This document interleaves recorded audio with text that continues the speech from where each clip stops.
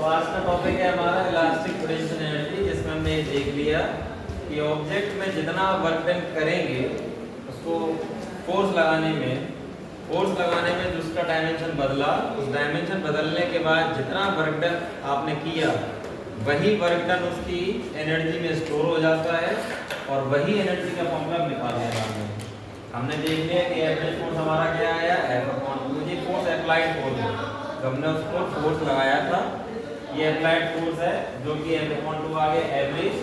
लंबाई कितनी बदली थी आपकी डेल्टा एल, तो हमने मान लिया कि उसका एरिया ऑफ क्रॉस सेक्शन कितना था, एरिया ऑफ क्रॉस सेक्शन कितना था उसका ए।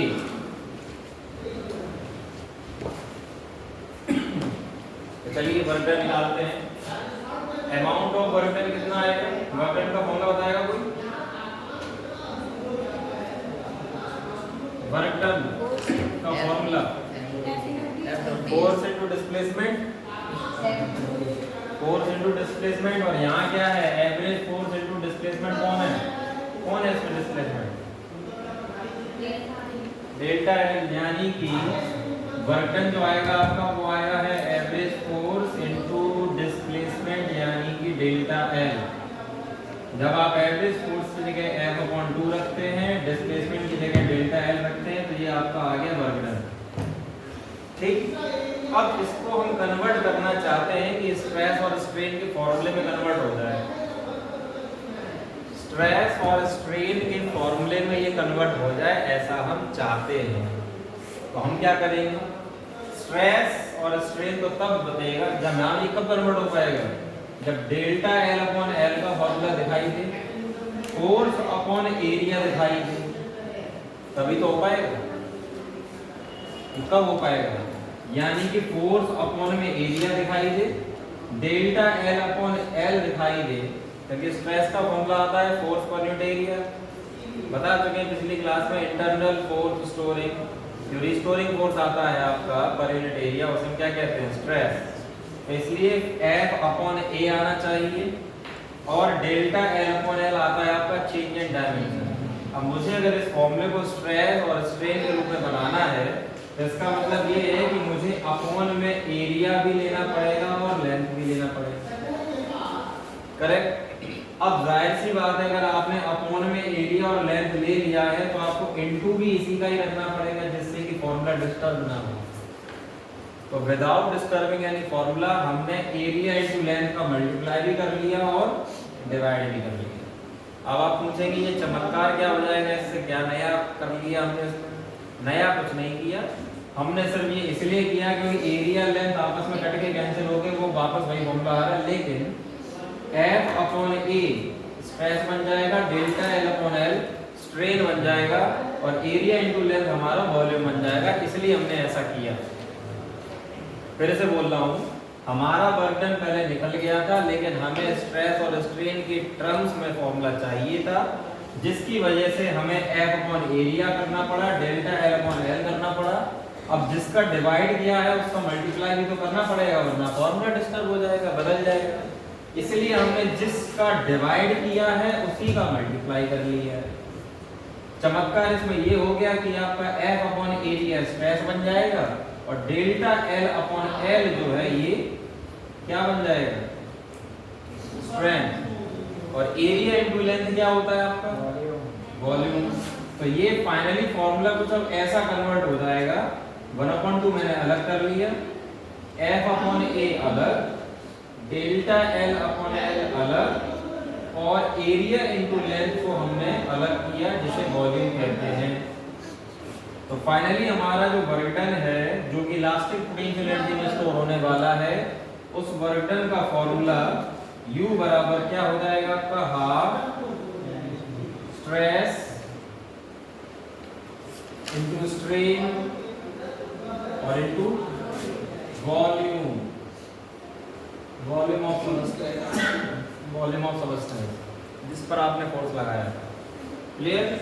ये आ गया इलास्टिक पोटेंशियल एनर्जी का फॉर्मूला।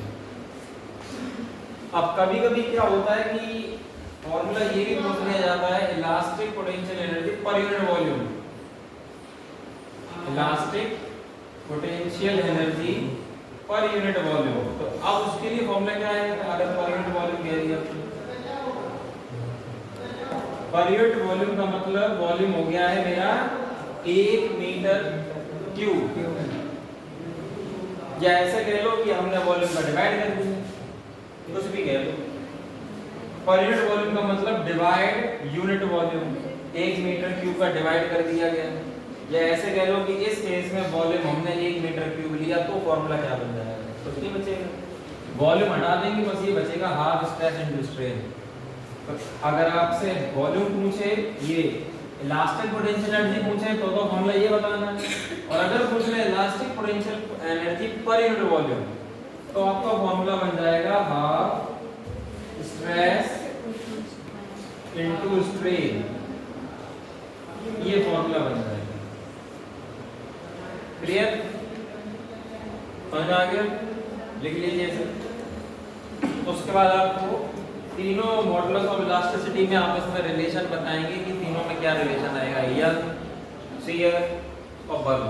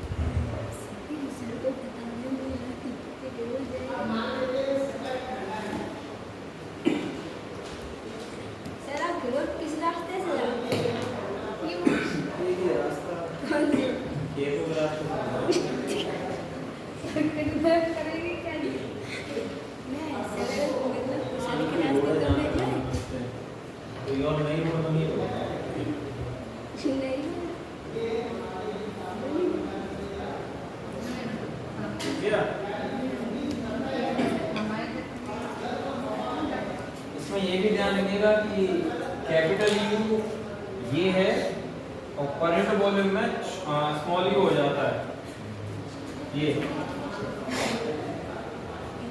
इसका सिंबल होता है स्मॉल यू। कैपिटल यू है तो टोटल इलास्टिक पोटेंशियल एनर्जी है, और अगर पर यूनिट वॉल्यूम वाला केस है तो स्मॉल यू रहता है उसमें, ठीक है।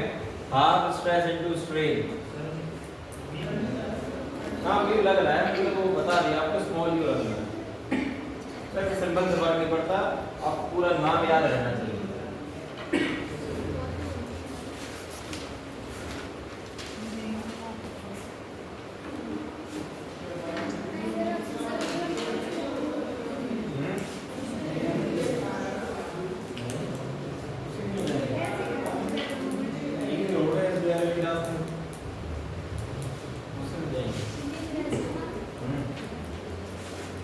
चलिए अब आता है तीनों जो आपके इलास्टिक मॉडुलस थे उनके बीच में आपस में क्या रिलेशन बनता है, जिससे कि अगर आपको दो मॉडुलस पता हो तो तीसरा ऑटोमेटिक आप निकाल लो। तो इसलिए रिलेशन बिटवीन